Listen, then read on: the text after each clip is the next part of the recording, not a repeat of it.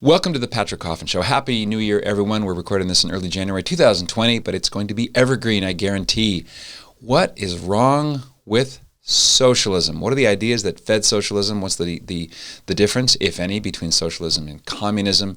Honored to be talking with Paul Skousen, author of a book we're going to be diving into. It's called The Naked Socialist, and you will love it. He'll be here shortly. This episode brought to you by Glory and Shine. Easy to remember, gloryandshine.com. These are men's products. So if you're a man or if you're a woman who loves a man, go to gloryandshine.com. My name, Coffin, will give you a big Patrick Coffin Show discount. We're talking shaving equipment. I converted to the traditional wet shave a few years ago. I will never go back to goop in a can and plastic throwaway shaver stuff. Everything from lotion to beard balm, oil, shaving equipment. It's fantastic, and you've got Latin prayers there. So it's specifically for Catholic men, but any male who has shaving duties each and every day, slow down, make your libations count. gloryandshine.com. Happy to partner with them. Again, my name, Coffin, C-O-F-F-I-N, gets you a big old discount.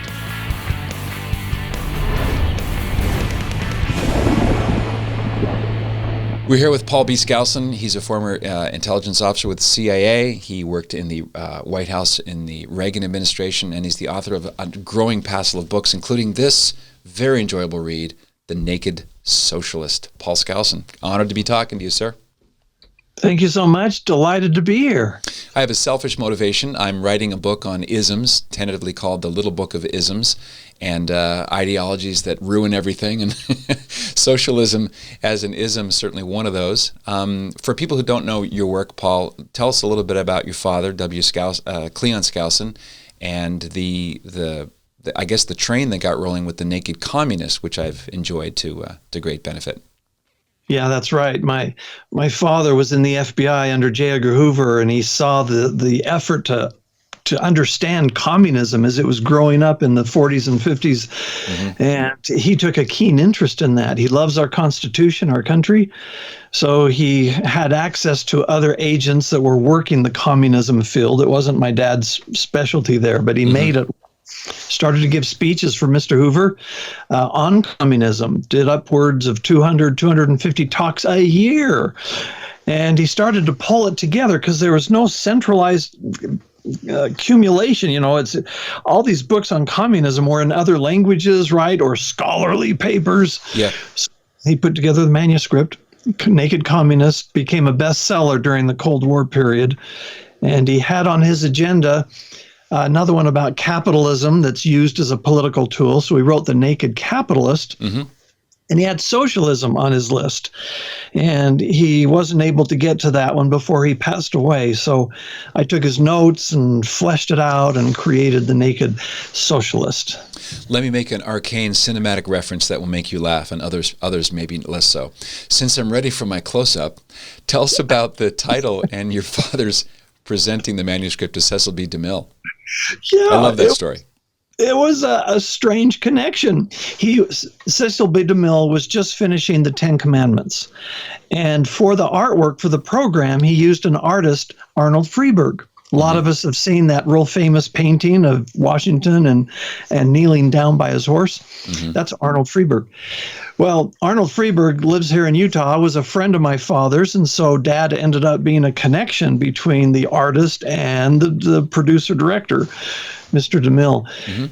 So they talked freedom. That was the message of the Ten Commandments, was freedom and liberty. Dad had, at that time, been pulling together all the material on communism, and he was about ready to say, okay, I think I've got a finished book here. So he took the manuscript to his friend out in California, and he said, could you just look this over and tell me what you think? And at the time, he had a couple of titles in mind. One was The Cry of Communism. Yeah, that wouldn't work.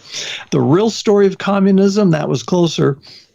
So Mr. DeMille looked at that, and about a month later, he contacted my father, and he said, Skousen, what you've done here is you've gathered together all of this information. You've stripped away the smoke, and you've stripped away the deceit and the fraud and the lies. I shall call it That's the way he said it. I shall call it the naked communist. And so that's how that whole name got pulled together, was from Cecil B. DeMille. Interesting. So it stuck. Well, it's a good title, and it's good for a kind of dynasty of books, The Naked Socialist, which you took up. I think your book's even longer than your dad's, and I mean that as a compliment, because most people, long book, I'm already asleep, I'm dying, but more content in yours. Is that true? That's true. And Dad's approach, my father's approach, was biographical. He told more stories and then got into the theory. And I tried to adapt that. But he was going to begin socialism with the Luddites and Robert Owen, these other people that were in the 1800s. I had other questions I wanted to have answered. So I went way back, and that added pages. Now, socialism immediately in our present political circumstance makes you think of Karl Marx and communism. But in your book, you take pains to say this predates the writing of Marx, the idea of a collectivist world where it's similar. If you're not paying attention, it would remind you of Acts 1 and 2, the way the early Christians lived. And I think Marxists have taken advantage of that similarity for their ends. But the early Puritans tried out socialism. Pre-constitutional, right? Correct. That's a chapter most people have never heard. Correct. And it fell flat on its face, as it always does. We see it in Jamestown. They tried it. People died from starvation. That's collective idea of putting everything into the common storehouse and then take what you need. It failed at Jamestown. It failed with Plymouth, with the Pilgrims when they came. They tried it. And the answer in both instances was property. As soon as the governing authority gave the people their private property, they abandoned all of this collective effort and worked real hard on their own property. That's the flaw of socialism. Is socialism on the ground in the real world just a synonym for communism? I think so. It starts to get a little complicated because we need to start defining what our terms are. Sure. Here, the Soviet Union, they had, 7 decades or so to show and practice what communism really is. It just never works. Communism, pure communism, will not work. You need other elements at work. So that's where socialism comes into play. But here's the problem. Socialism and communism have the same end place.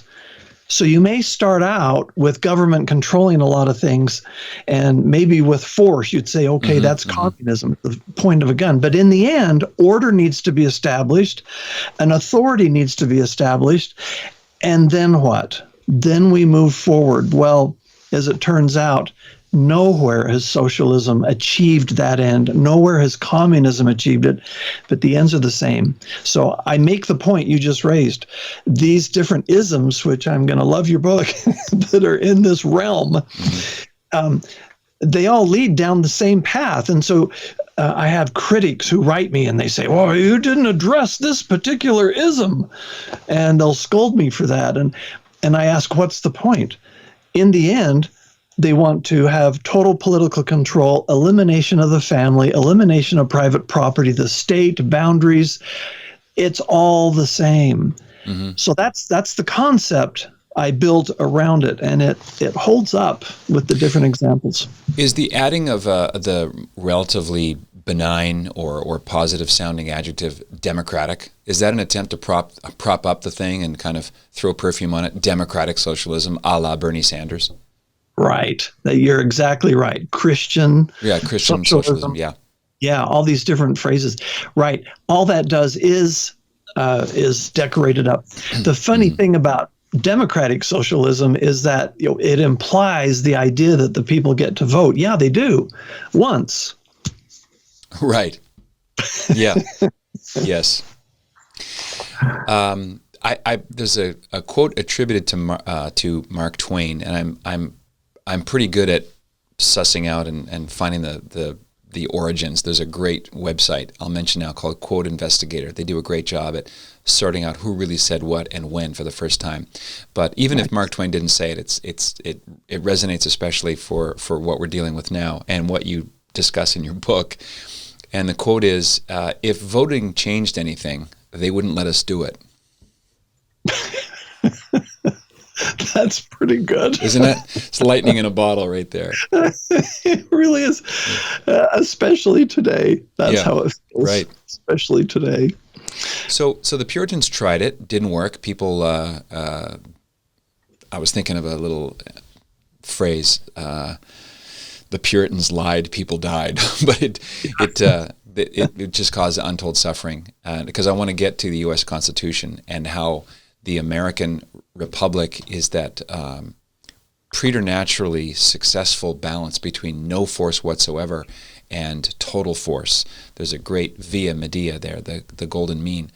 But another thing I learned from your book, Paul, is that Alexander Hamilton was a huge fan of the British monarchy, and some of his ideas, we'd have to say, are progressive ones. Of course, today's generation only know Alexander Hamilton through the hip-hop play Hamilton. Right. But he wanted to model the presidency after the British monarch. He was a huge fan of, he was a classic Anglophile, right? Correct. Yeah, he wanted to have governors, for example, appointed by the executive, and it would be for life. All these for life and appointment things. Mm-hmm. And it was as if he didn't have trust and faith in human nature, and there's a legitimate argument there. That's why the Constitution was put there to balance those human nature and political power. Mm-hmm. But the problem is he wanted to take the power away from the people and give it to this upper class that would make all the choices and decisions. And that's not representative government. Mm-hmm. It's ripe and rife with opportunity to appoint my brother, my cousin, my business partner, whoever. And corruption is just such a wide open door under that system, and England proved it. Yeah. Who was it? Prince Henry? Was it the Prussian guy who almost was considering being the monarch of the United States, who turned out to be a bit of a profligate? There was a few they wanted to appoint. Oh yeah, we got to get these people to have the proper genealogy or experience, and those are bad ideas. And Alexander Hamilton, while he did promote and prefer those, he got up one time in front of Congress and he lectured for 5 hours on the importance of allowing just sort of the elitist class to make these critical decisions. And when he was done, there was polite applause, but golf gallery applause. That's right. Maybe they were applauding because he stopped. Yeah, after 5 hours. Yeah, well, progressive loves to talk, right? You think about maybe 5 hours. I know Castro was famous for long oratorical bloviations. Oh, got to beat people with long sentences. Tell us about socialism even further back in history, the idea of this collectivist utopian dream. It certainly predates the founding of America. Right. One of my biggest challenges with this was to define socialism. I didn't know what it meant. I heard the word, I knew it was bad, but I didn't quite get it because people mix socialism with social. They say your police force, your fire department, this is social. No, it's not, because the people are in charge on those. So those are social activities. Mm-hmm. So as I drilled down to try to understand what socialism actually was, I found 7 elements common in all socialist societies. And I thought, that's interesting. I wonder if we can see those elsewhere in history. Mm-hmm. So I went backwards and just started to look at the way government structures were set up and cultures and societies, even the church, way back in the earliest days, and found those same 7 elements at work. So ancient Rome, ancient Greece, Sparta, we go back that far, ancient Chinese dynasties, if you want to go there, the Egyptian dynasties, They all practiced these 7 fundamental elements, and then you can see their adoption as we come forward in history.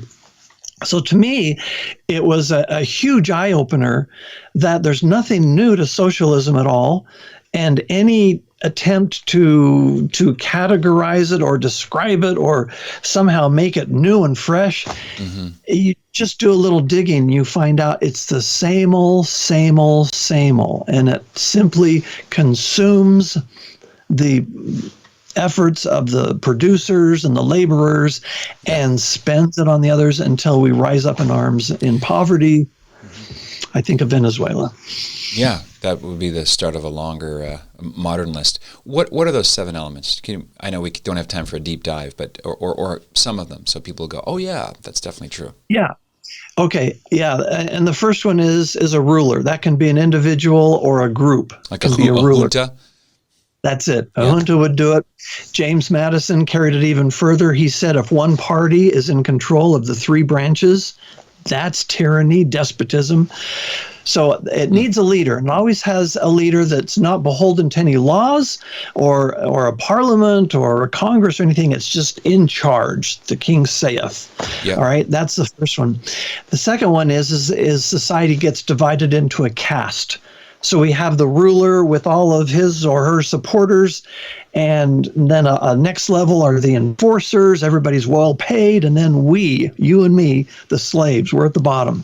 So in every socialist society, you'll see that caste system in place. Now, the people can rise up, so you have to throw them a bone, and the bone they throw is to promise we're going to make all things equal. So that's the third element. We're going to make all things, take from the haves, give to the have-nots. That never works. But that's the promise. But to achieve the promise is number 4. They then have to regulate things.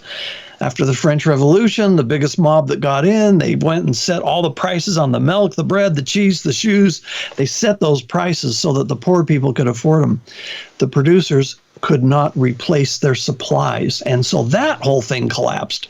But that's regulation of the economy is the next one. And then we have compliance is forced. You have to do it. You don't get a choice. You don't have a representative government. So compliance is forced. Number 6 is information control. And that's become a huge issue in this election. You can control what people understand, know, learn all the way from when they start to read all the way till they go through college where I teach. You control the information from government. And that's another way you socialize so that the powers that be can maintain control. The last one, number 7, is your unalienable rights are no longer protected. If you think this cell phone is yours, actually, no, it belongs to the government. And when you quit your job, we're taking it back. It's those are the 7 ideas that rise up to different degrees throughout history in all governments that were oppressive and tyrannical. Well, it sounds like the literal published platform of the Democratic Party. Am I overplaying that card? No, absolutely not. And it's attractive because the positive sounds so wonderful. I mean, these stimulus checks, who doesn't want free money? Well, who doesn't admire Robin Hood? Right, exactly. Yeah. And what I don't have to be constrained by the principles, the values of our culture, like the Bible and religion, and wow, suddenly life got nice. It sounds attractive, kills. I want to jump back to the Constitution, but just let me linger with one question on this, and that is Klaus Schwab. Dr. Schwab looks like something out of central casting for a Marvel Universe supervillain, the founder and CEO of the World Economic Forum. They've produced a lot of propaganda about this exact template of communism. Of course, they're not calling it that. They're calling it the Great Reset, the inauguration of this new. He literally, I just did a video on this for YouTube. He wants 2021 to be considered year 0.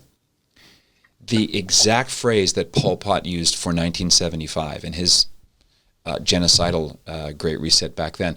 But there's a one propaganda video, and I'll put it in the show notes at patrickcoffin.media, shows happy people with shining faces, and it says, in the future you will own no property, but you'll be perfectly happy. Wait a second. Aren't the people who can't own property known as slaves? I think they are, because what's your first owned piece of property? Your body. Your body, yours, yeah. Mm-hmm. You take that away, you indeed are now a slave, but that's an unalienable right, is your body, your first piece of property. Mm-hmm. And yes, socialism will take that away. I'm tempted to go into the 46 goals, but boy, that would be this. We'd have to make this a 46 episode series. Maybe we should. How does the John Lennon song "Imagine" form the perfect anthem for all of this? Oh, he admits in Imagine. Imagine there's, what are they? There's no countries, Imagine no religion, no heaven down below, only sky up above. Right. So he paints this beautiful picture, and he was called out on that. They said, that sounds like the communist platform. Sounds like the theories in Marxism. Yeah. He said, yeah, in a way it is. I'm not a member of those things, but wouldn't it be nice if? Yeah. And that's the lie about socialism, because we are all energetic, driven, individual human beings seeking all that we can to survive and progress. And that song talks about as if we can just turn it off with a switch. Yeah, it was great. Let's go to the writing of the U.S. Constitution and the balance of powers, and what you, I think, very well summarize as the three parts of what goes into what we call a natural right. How does God, the author of nature, the author of human nature, what God reveals in the Bible, how does that kind of form a metaphysical foundation of the writing of the Constitution without becoming ever a theocracy? Right. That was such a brilliant balance they came up with.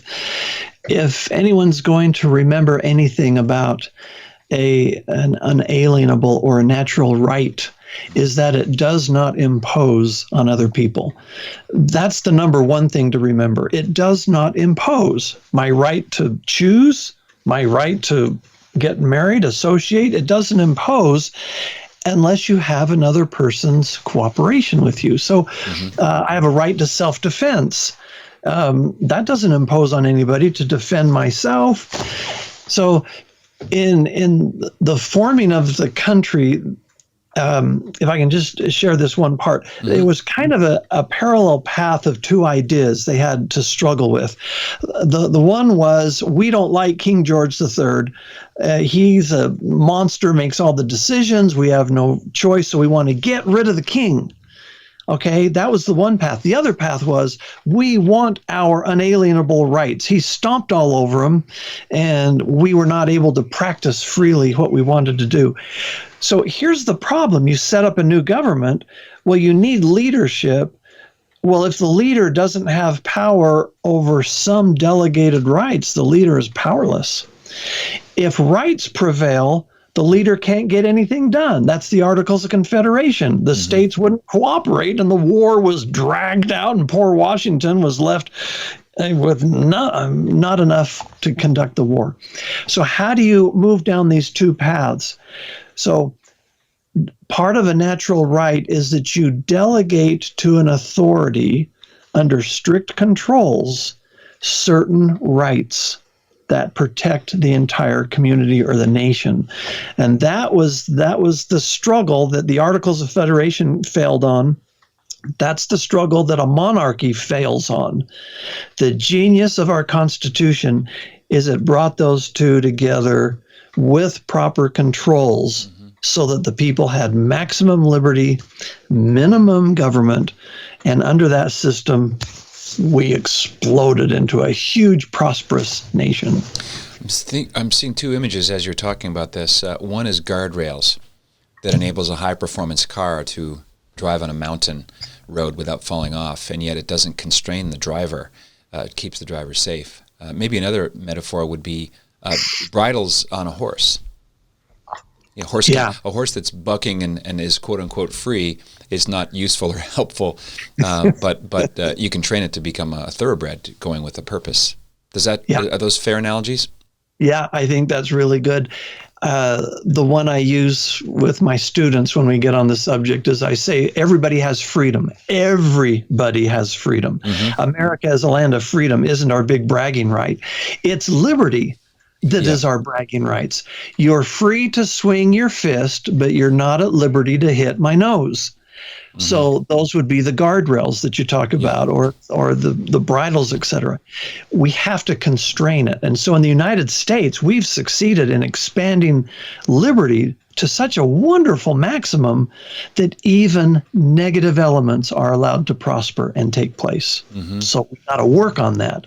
But that's why we grow. Humans want to be able to choose. And this liberty and these unalienable rights don't come from the state, they don't come from a king, they don't come from the president or a legislature, they come from God. And because if they don't come from God, then the people who endow it can remove it. Exactly. And I'm so glad you brought that up. That's the way the founding fathers, founding generations saw it. These are rights. You take your first breath of air, even if you're not born, you have these unalienable rights. But who takes it away? The government, the abortion doctor, slaveholders. I hear people say, blacks in particular, my ancestors were born into slavery. No, they were not. They were not born into slavery. They were born free with all these unalienable rights. It was a system that locked them down. And that's a tough concept to break through. God created independent individuals with all of these rights. Now we need to use that program to protect those rights. And isn't that principle right there a representative of the death of socialism? Because socialism is against the place and the value and the dignity of the individual. The individual is a cog in a machine. So there's even a line from it's a Star Trek episode, maybe the movie. The needs of the many are greater than the needs of the one. That's not true, Mr. Kirk or Spock, whoever said it. I remember that one, and I love the movie, but that line is absolutely correct. Now, there's one little caveat that needs to be inserted there, and that's something found in Christianity, Judaism, and Islam a little bit, and that is you can voluntarily do that. You can voluntarily give money. You can voluntarily put the needs of the many in front of you. You can voluntarily sign up for the military, sacrifice your life to keep your loved ones and even strangers alive. But socialism takes away the voluntary aspects and it compels. Yeah, that's a very important caveat, because you can be a missionary and voluntarily die a martyr, but there's no gun to your head to go to that land and do that. Exactly. Yeah, that's good. That's very good. Let me pick on the Jesuits for a little bit. I'm a practicing Catholic, raised, rebelled, returned, and I'm frankly embarrassed at some of the programs that some church leaders have gotten behind when Catholic popes, before Marx ever put pen to paper, were condemning all of the principles from every angle of socialism and communism as early as the date I'm thinking is 1846. So the official Catholic teaching has always been resolutely, exceptionlessly against communism. There are many to this day, as we speak. There are Catholics and other Christians languishing in communist jails in places like China and North Korea, and so on. And yet, on the ground, not everyone with the Roman collar or has the letters SJ is going to either understand or be aware of or agree with the official teaching. Did you encounter any writings of people like Pius IX? Because this goes back before the turn of the previous century, Catholic opposition to communism. Right.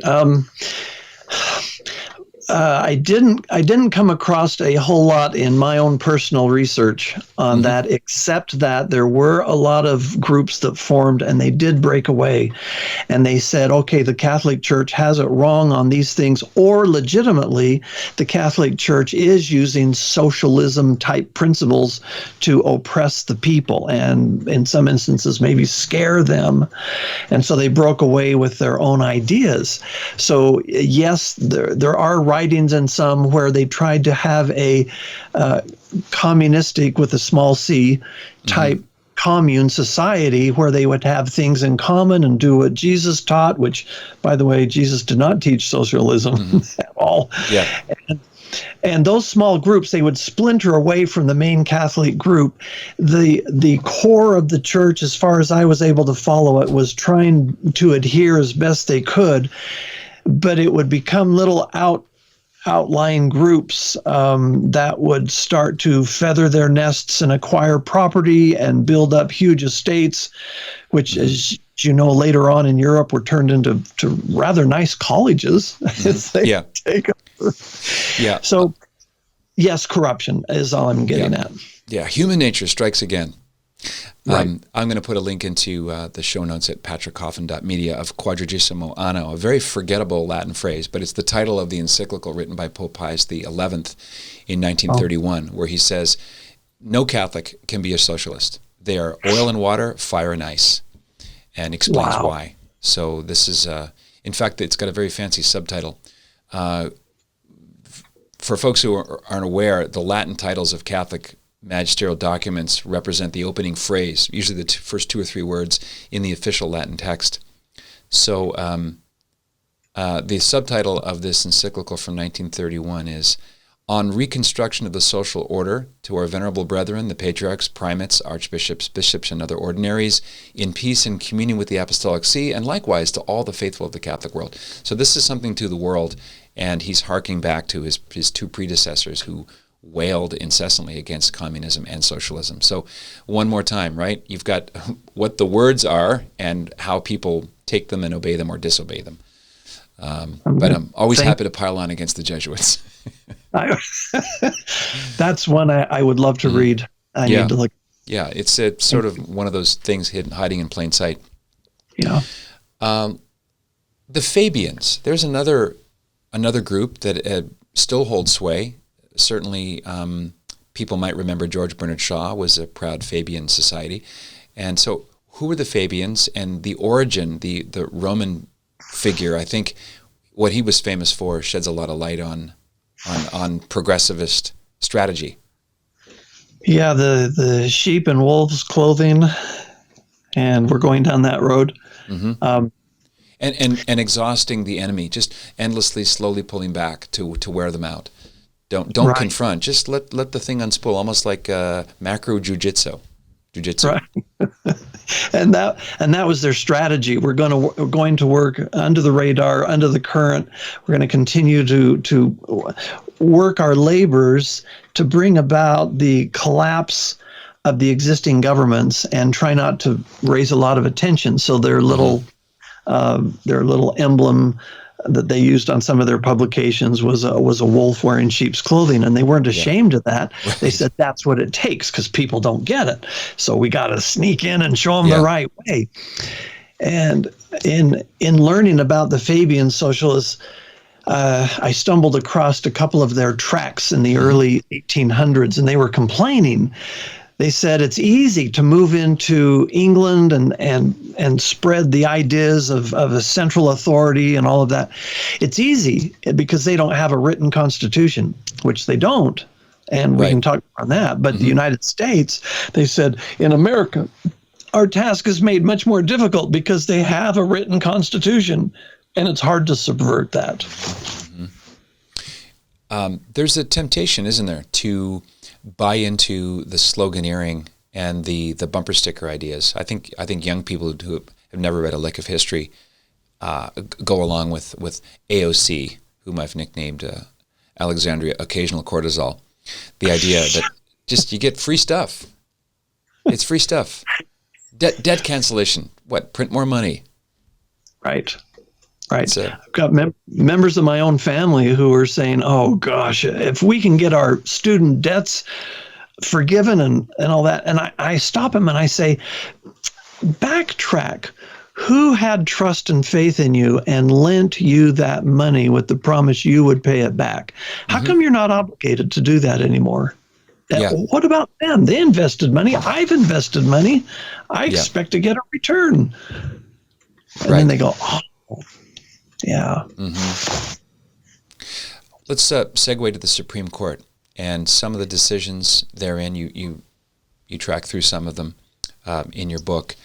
That to me, I'm a Canadian in process of becoming an American citizen, and if there's one hiccup that I have, it's how 9 unelected lawyers in black robes make decisions that affect the destinies and the daily life often of hundreds of millions of people.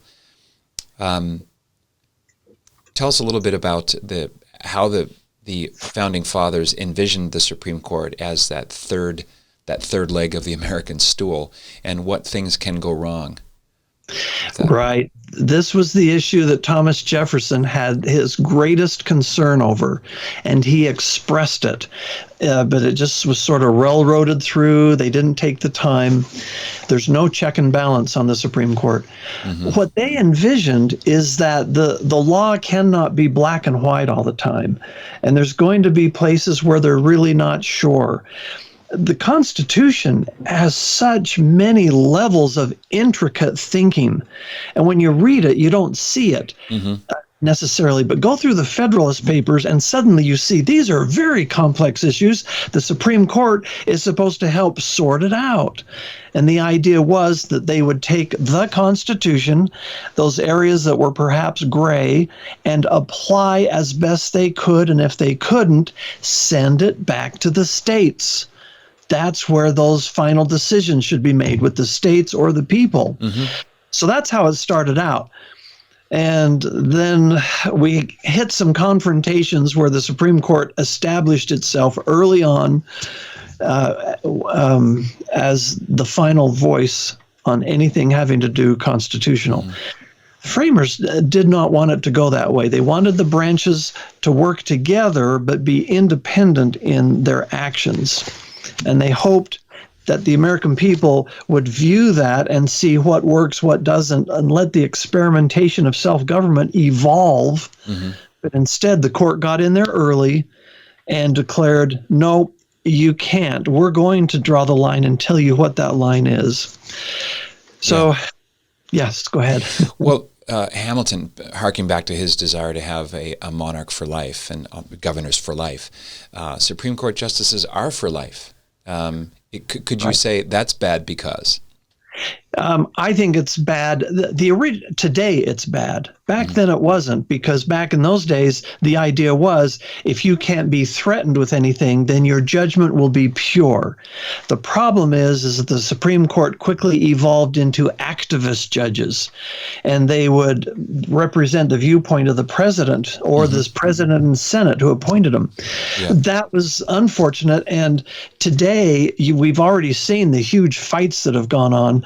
We want originalists versus progressives, and it just doesn't work, and it's hurt our country. And I wish we had a whole program for this one, because I'll just throw this one out. The 14th Amendment says no state can make a law that violates the rights of an American citizen. Well, okay, in my state, we outlawed abortion. The Supreme Court said you've made a law that violates principles, so abortion is nationwide. Same-sex marriage, the same thing. We voted against that. So the 14th Amendment is the secret weapon now available where the Supreme Court can take any issue it wants and turn it into a federal issue and rule on it, and the rest of us have to obey. We could take the lifetime terms of judges and narrow it down to, say, 10 years, 12 years, let it go through. Another idea that Jefferson had was let the state legislatures rule on the Supreme Court. I like that idea. If 2/3 of them say, we don't like that ruling, the states can overturn it, and the legislators tend to be more representative of pro-Constitution rules and principles. Yeah, that resonates as rational. Is that an idea whose time has come, or is there an effort to enshrine that? No effort that I know of, but it is talked about, I've heard, and I have asked my own senators about those ideas, and they'll nod and say, yeah, I support it, but no one is carrying that water yet. The 3 Supreme Court decisions, that I was thinking of. One was Dred Scott in, I believe, 1865 on slavery, Roe v. Wade in 1973, Obergefell Hodges in 2015. No one wanted these things. No one, even here in California, loopy, far-left, progressive California voted in Prop 8 against changing the definition of marriage. So no matter how oligarchic and elitist Californians are as a tribe, when put to a vote, they wanted the family as it's been defined for about 3,000 or 4,000 years. And one judge, the openly gay judge who should have recused himself because he had a dog in the race, he overturned it. And then that all went all the way to Obergefell Hodges, representing the interests of, 2 or 3% of the population? This is the thing that's maddening about the structure as it is. Yeah. May I give you my definition of socialism? Yes, at the 1 hour mark. Sure. Okay. I should have started with that. Yeah. It fits right in with what you're saying.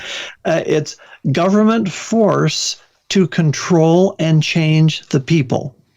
All other definitions of socialism don't mean anything to me. The control and ownership of the means of production, distribution. See, my brain goes, well, how did you get the control or the ownership of these existing means that were created by free market capitalism? Yeah. So that definition for me fails. But government force to control and change the people.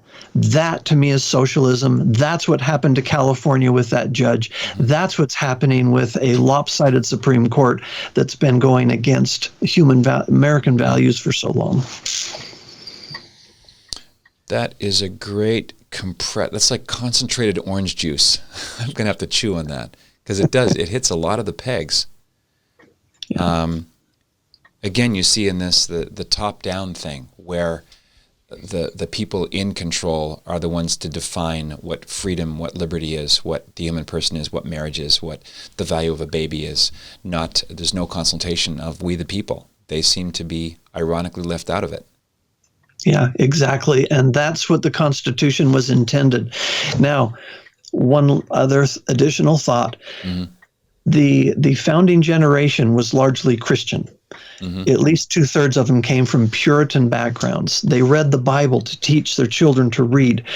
There was a huge hope that value system would be active among the people. So there would be something in their hearts. There would be a certain integrity, a fear of God, of personal responsibility, that it would hurt if I did something to somebody, that value system would lay at the bedrock of the Constitution. That's why the Constitution works. As that culture has been corrupted and broken down with government and Supreme Court decisions, Madeleine O'Hare and all these no prayer, no Bible reading things, all of that gradually working it down and then allowing things harmful to our culture to rise up and be protected. That whole issue is breaking down the foundation upon which the Constitution was built. The first step, real step to save our Constitution is we've got to get that moral code back into our culture. Well, that's the big battle right there. How do you fix the macro culture thing without fixing marriage and family and the little thing in your neighborhood, in your orbit? We were talking about the Frank Capra movie Meet John Doe, the John Doe clubs, small communities gathering together without massive media machinery. It can be done. America was founded without the internet. Imagine. Yeah, that's exactly where we begin. We need to be always ready with an answer to whoever asks you for the reason for the joy that is within you. I know that one. That's 1 Peter 3:15. Yes. Thank you. And I slaughtered it, so sorry. But it died a noble death, so we're good. Okay. But be always ready with an answer. So to start this process, we need to first become educated ourselves. Throwing headlines around won't teach anyone real truth. We need to understand the foundation. So we learn it ourselves. we learn it with our spouses, our families, and then we find other families. That's how we grow. And this is going to be a difficult, long process, but we need to build those John Doe type communities through all the institutions, our churches, our local civic groups, our schools. That's the task. We have the power. We can do it. It's just everybody's waiting for somebody else to start. That's right. That's right. Contemporary question. I'm looking at the clock. This is one of my fastest hours in a long, long time, Paul. I've enjoyed our conversation. I wanted to ask you about the events of January 6th in Washington and the conceding on the part of Donald Trump and promising a transition of power in an election that, by hundreds of accounts and sworn affidavits, there's massive evidence, not even small or moderate, massive amounts of evidence of election fraud and Dominion software manipulation and open lying and pressuring and people being threatened, including judges being threatened. There's a lot of evidence that has happened. And yet we're moving toward a Biden slash, or maybe it's actually should be better called a Harris/Biden Yes. presidency. Is this kind of action the first domino in the kind of event that could represent the end of the republic? It won't represent the end of the republic. However, it is the fruits of generations of labor to corrupt the system that we're in. And Americans are going to be woken up. Speaking of being woke, they're going to be woken up to their laziness, their lack of attention to how our government and our country is administered. So now we're going to get in an administration that's going to undo a lot of good things that President Trump did and dig even deeper and erode and take away a lot of the liberties we simply take for granted. If you have to show papers to get on an airplane to show you've been vaccinated, I've got my card in my wallet right here. I've got the first one, second one in 3 weeks. So if you have to show papers, and people are going to go, yeah, but we don't want everybody to be sick. Are you kidding me? Why don't you see what we've become? And the Biden-Harris/Harris-Biden administration is going to amplify and ingrain that entire culture into us. Programs like yours is how we start. And we say, this isn't the liberty that we have had a good American blood spilled for more than 2 centuries now. This is socialism unfolding in our very midst, and it will collapse. It will eat itself. It will turn on itself, as it has in all times throughout history and all nations around the world where it has been tried. But Professor Skousen, it's never really been tried. It's never been done the way Marx intended. Heard by you, never, right? I asked my father when he was in the FBI, these criminals, they would cross state borders that did not have capital punishment when they would commit their murders. They would kidnap and take them across the border. Yeah. But when he was chief of police, that's what they all said. Every single person caught always had a new angle. I know what they did wrong. I'm going to do it right this time. Yeah. It doesn't work. Yeah. Socialism will not, no matter how they paint it, perfume it, the elements of suicide of that system are built into it. Take from the haves, give to the have-nots, all things in common won't work, and it won't. So you're right. the old saw ends up being true. You can't make a silk purse out of a sow's ear. Yep. Well, I'm going to be flogging your book on your behalf. It's called The Naked Socialist. I also want to put a link to How to Save the Constitution, written by you, and thank your father, Cleon Skousen. Big fan of your work, Paul, and I'll send the manuscript of my little book of isms so you can slaughter it too with comments. But I learned a lot. It's a fantastic book, very readable. Its largeness is a virtue, so if you're afraid of reading a book that's slightly longer, well worth it. The Naked Socialist by my guest today, Paul B. Skousen. Thank you so much, sir. Happy New Year. Patrick, you've been great. Thank you. All right. This is The Patrick Coffin Show. Be a saint. What else is there?